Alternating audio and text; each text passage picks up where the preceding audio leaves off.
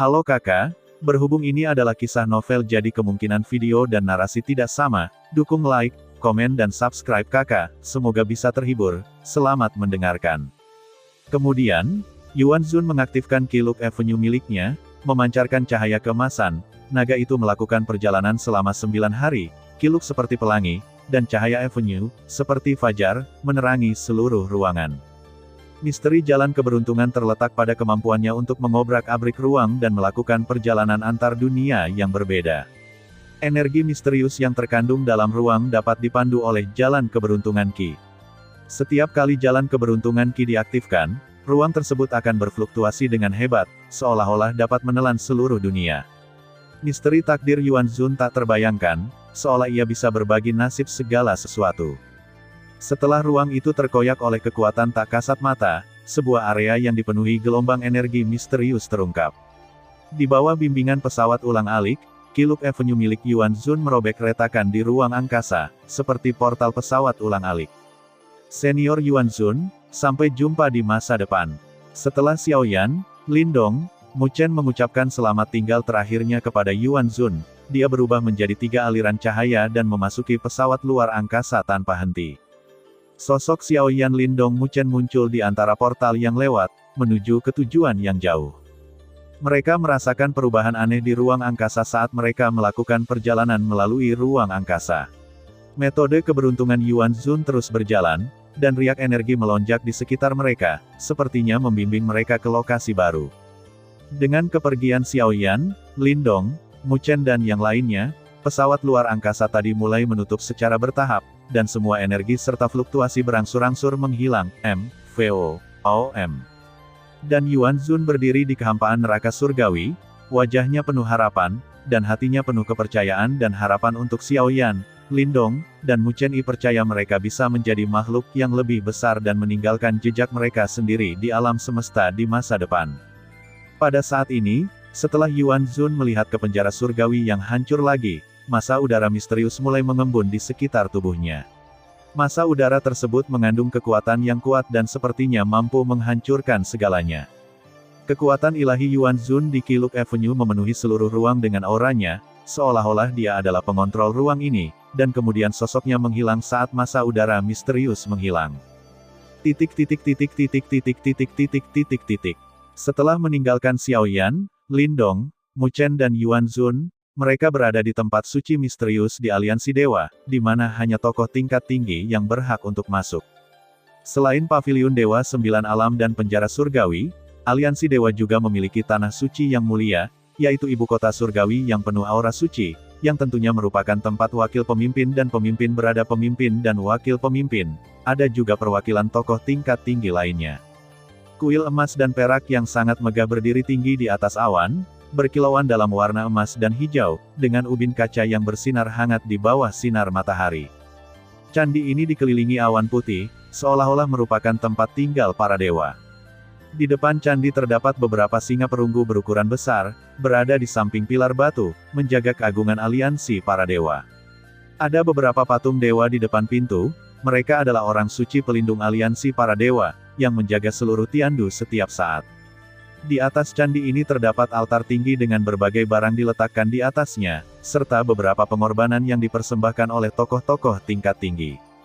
Di atas altar, ada bola kristal emas besar yang digantung.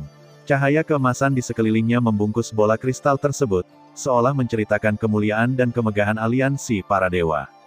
Bagian dalam candi dihiasi dengan berbagai mural indah yang menggambarkan sejarah aliansi para dewa. Di bagian tengah candi terdapat 18 tempat duduk dalam 2 struktur busur setengah lingkaran yang saling berhadapan. Setiap busur setengah lingkaran memiliki 9 tempat duduk yang masing-masing terbuat dari emas dan perak. Di tengah-tengah 2 kursi busur setengah lingkaran ini, terdapat singgasana megah berwarna emas melingkar.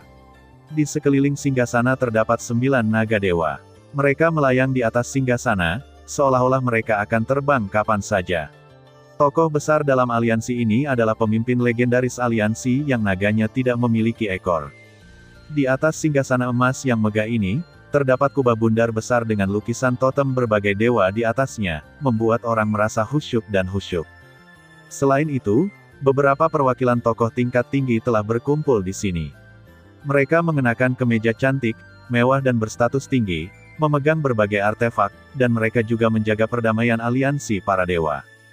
Tokoh-tokoh tinggi dalam aliansi para dewa duduk di kursi-kursi di kuil, tempat duduk mereka diatur secara tertib, dan setiap kursi memiliki makna simbolis tersendiri.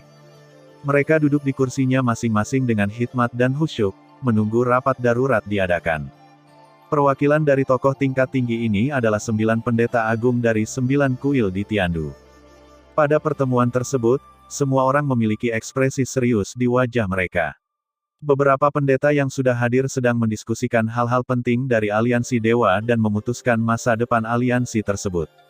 Namun, pada saat ini, di lokasi tertentu di kuil, pintu kayu mahoni yang berat perlahan terbuka, dan seorang pria berjubah emas dan perak berdiri di belakang pintu, dengan wajah serius dan tatapan membara, seolah dia bisa melihat ke dalam segala kemunafikan dan kebohongan.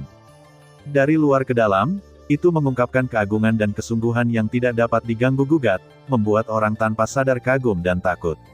Dan dia adalah pendeta. Dia datang ke tempat duduk di tengah setengah lingkaran emas dan perak di kuil dan duduk. Aura di tubuhnya lebih kuat daripada pendeta lainnya. Saat pendeta Hou Shen duduk, tidak jauh dari situ, seorang wanita yang tampak seperti selir sedang berjalan perlahan, dengan martabat dan kelembutan dalam gerakannya, seolah-olah dia sedang berjalan di antara langit dan bumi. Tenang dan khusyuk, seperti sungai kuno, melewati lautan sejarah, membawa makna kehikmatan dan ketenangan. Dia juga salah satu dari 9 pendeta agung para dewa. Dia memilih tempat duduk di sebelah kanan pendeta Hou dan duduk. Ada juga kursi yang sangat mewah di tengah-tengah mereka, tapi kursi ini bukan milik mereka. 8 pendeta dewa telah tiba. Mereka sangat cepat. Nada anggun dan agung datang dari luar kuil. Detik berikutnya, sesosok tubuh muncul. Dia juga mengenakan jubah emas dan perak dibandingkan pendeta lainnya. Simbol misterius yang disulam di dada kiri membuatnya terlihat lebih khusyuk dan sakral. Dia memiliki wajah yang tampan dan mata yang dalam, seperti bintang yang cemerlang. Hidungnya yang mancung dan alisnya yang ramping menampakkan temperamen yang agung dan misterius. Mengenakan mahkota perak dengan permata bertatahkan di atasnya, memancarkan cahaya yang menyilaukan. Langkahnya anggun seperti peri, seperti pendeta dengan kekuatan misterius. Orang tidak berani mendekat, tapi mereka tidak bisa tidak mengaguminya, salah satu dari 9 pendeta agung para dewa. Dikabarkan bahwa kekuatan imam dewa yang diunggulkan menduduki peringkat pertama di antara 9 imam dewa agung, sehingga kemunculannya langsung membuat suasana hening. Dengan langkah ringan dan anggun, ia sampai di tempat duduk mewah yang berada di tengah setengah lingkaran, lalu duduk perlahan. Terima kasih sudah mendengarkan kakak dan yang sudah subscribe. Untuk yang belum subscribe yuk subscribe kakak, dan yang minat support jadi member klik tombol gabung kakak. Semua cerita sudah Mimin simpan di playlist supaya bisa kakak ikuti. Bila suka cerita Mimin jangan lupa subscribe channel Mimin dan share channel Mimin ke seluruh penjuru benua. Terima kasih.